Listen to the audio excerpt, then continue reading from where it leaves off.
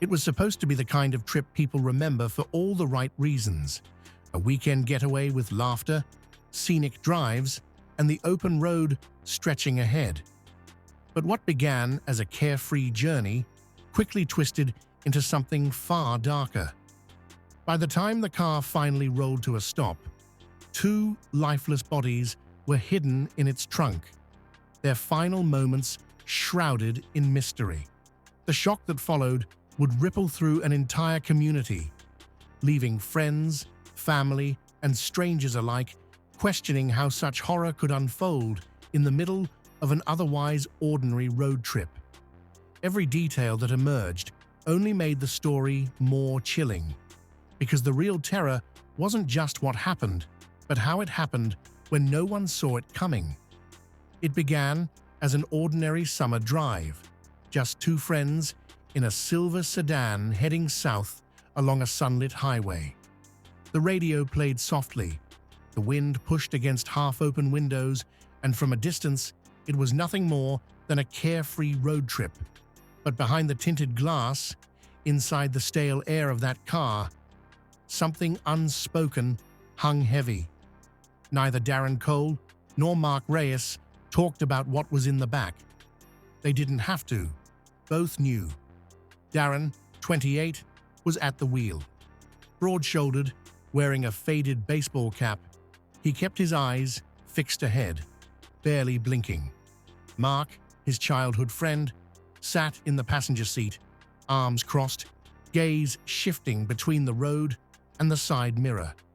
Their history went back nearly 2 decades. They'd grown up on the same street, played basketball together, and even shared the same group of friends in high school. But somewhere along the way, their paths had split. Darren into odd jobs and trouble with the law, Mark into a quiet life working construction. 3 weeks earlier, Darren had shown up at Mark's door unexpectedly. He talked about getting away for a while, a quick trip out of town. Mark hesitated, but the old bond between them was still there. He agreed. Neither of them could have imagined that this trip would become the subject of headlines, documentaries, and whispered conversations for years to come. The journey started from a small, run-down apartment complex on the outskirts of Dallas. A few neighbors happened to be outside as Darren and Mark carried several heavy duffel bags down the stairs. One man, later a witness, recalled thinking they looked too heavy for clothes. Another saw Darren glance around nervously before tossing the last bag into the trunk and slamming it shut. By 9 a.m., they were on the highway, heading west. The car was old, but reliable, borrowed from Darren's cousin. The air conditioning barely worked, so Mark kept his window cracked, letting warm winds sweep in. Somewhere between mile markers, the faint smell began to seep forward from the trunk. Mark shifted uncomfortably, but said nothing. He knew what was back there. Hours later, they pulled into a lonely gas station. The security footage from that stop would later become central to the prosecution's case.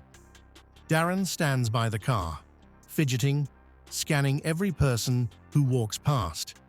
Mark stays inside the store for nearly 7 minutes, buying nothing but a bottle of water. Prosecutors would argue he was trying to gather his thoughts, perhaps debating if there was still a way out. Inside the trunk, under a blanket and layers of plastic, were 2 bodies, 24-year-old Rachel Miller and her 15-year-old brother, Kevin. Both had been reported missing 3 days earlier from their home just outside Fort Worth. Rachel's life had been intertwined with Darren's for over a year. Friends described their relationship as volatile, with frequent arguments that sometimes turned violent. Kevin, quiet and protective, had warned his sister to stay away from Darren, but she didn't listen. On the night of their disappearance, neighbors reported hearing shouting coming from Rachel's apartment, followed by 2 loud thuds. No one called the police. In that building, arguments were common. and most people preferred to stay out of each other's business. Detectives later reconstructed the grim timeline. Darren had confronted Rachel after she ended their relationship. The fight escalated, and when Kevin tried to step in, it turned deadly. By morning, Darren was at Mark's door, asking for a ride and help moving something. Mark would later claim he didn't know what was inside the bags, but police and prosecutors doubted his story. By mid-afternoon, the sedan was passing through rural Texas when State Trooper Alan Givens noticed it drifting over the center line. It looked like the driver was either tired or distracted. He decided to follow for a bit. That tailing was enough to rattle Darren. His grip on the wheel tightened, and his knuckles turned white. When Givens finally flashed his lights, Darren slowed, signaling to pull over. But just as the patrol car drew close, Darren slammed his foot on the accelerator. The high-speed chase that followed lasted nearly 30 miles, crossing 3 counties.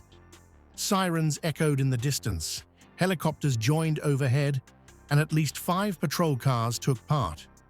The sedan weaved dangerously, narrowly missing oncoming traffic. Inside, Mark was shouting, pounding his fist against the dashboard. "Stop the car! Just stop!" he would later recall in court.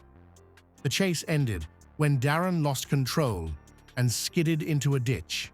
Officers surrounded the vehicle, weapons drawn. Both men were ordered out and cuffed. At first, Darren claimed they had something in the trunk that would get them in trouble. Officers assumed drugs or stolen goods, but when Trooper Givens popped it open, the scene froze. There, wrapped tightly in black plastic and duct tape, were the bodies of Rachel and Kevin. Even as a veteran officer, Givens later told reporters he had never seen anything like it. The silence in that moment was deafening. The news broke within hours. Rachel and Kevin's mother, already frantic from the missing persons reports, collapsed when she heard. The story dominated local TV, and by nightfall, national outlets were covering it. In the interrogation room, Darren said little. He admitted to killing Rachel during an argument, but claimed Kevin's death was an accident. He insisted Mark had nothing to do with the murders. Mark's story was different. He told detectives Darren showed up early that morning, already in panic mode, asking for help disposing of something. Mark said he agreed without knowing what was in the bags, but prosecutors didn't buy it. They argued the smell alone would have made it obvious. The trial began 9 months later. The prosecution painted Darren as a man with a violent temper and a history of controlling behavior toward Rachel. They showed text messages from Rachel to a friend. "If anything happens to me, it's Darren."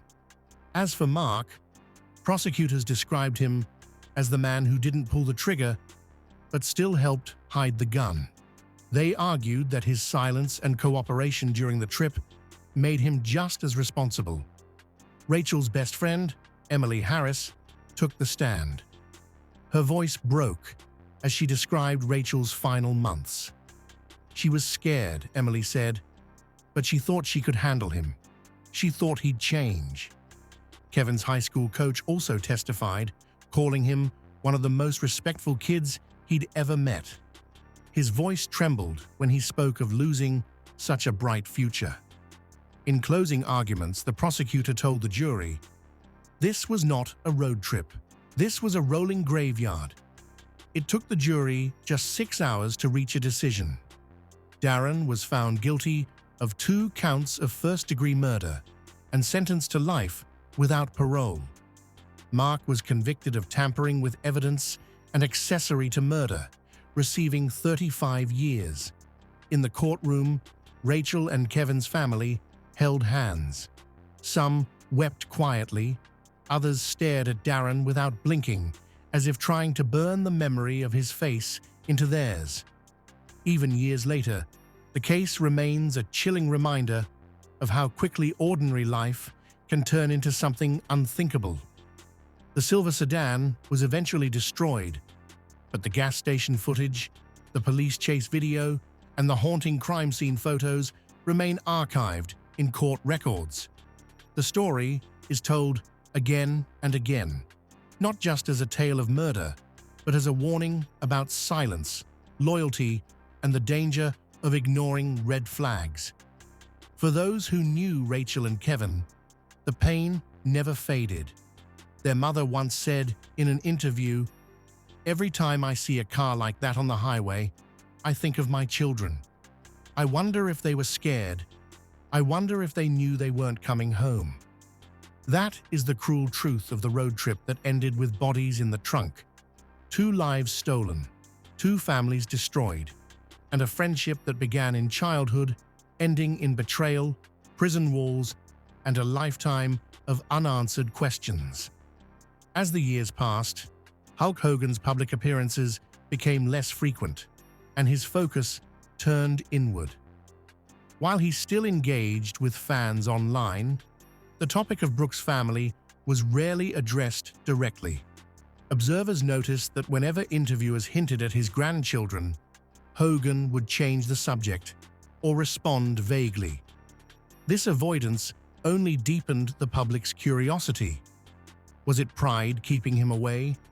Was it unresolved conflict with Brooke? Or was it simply a deep discomfort with acknowledging a part of his life that felt too emotionally complex to handle under the spotlight? Behind the scenes, Hogan's friends suggested that his absence wasn't due to indifference, but rather fear of rejection. After all the public and private mistakes in his life, stepping into the role of a grandfather might have felt like a step too far, a role he wasn't sure he could do justice to. For Brooke, becoming a mother brought a new layer of responsibility and protectiveness. She had grown up in the public eye, enduring the scrutiny of her father's fame and controversies. She wanted something different for her twins, a life where they could grow without constant media intrusion. Allowing Hogan into that space meant opening the door to a media frenzy, something she might have been unwilling to risk. Family insiders claimed there were attempts to bridge the gap. Brooke reportedly considered inviting her father over privately, without cameras, to meet the twins. But scheduling conflicts, emotional hesitations, and the lingering shadows of old wounds prevented those plans from materializing. Each missed opportunity pushed the moment further away, until it became less a matter of when and more a matter of if. Meanwhile, Hogan's own life continued to shift. His marriages, health struggles, and business ventures all played out in the public arena. Every time it seemed like there might be a chance for reconciliation, another wave of personal or professional challenges seemed to hit.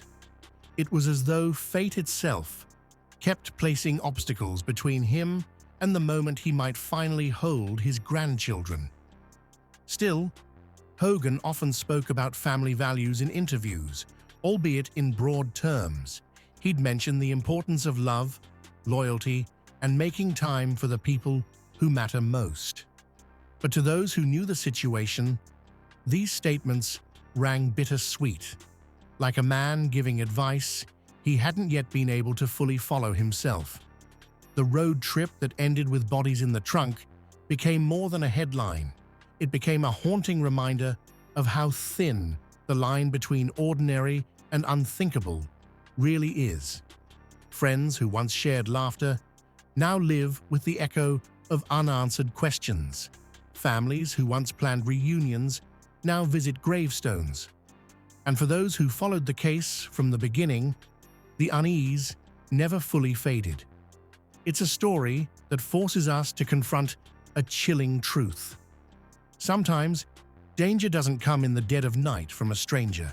It rides in the passenger seat, smiling, sharing snacks, and blending in until it's too late.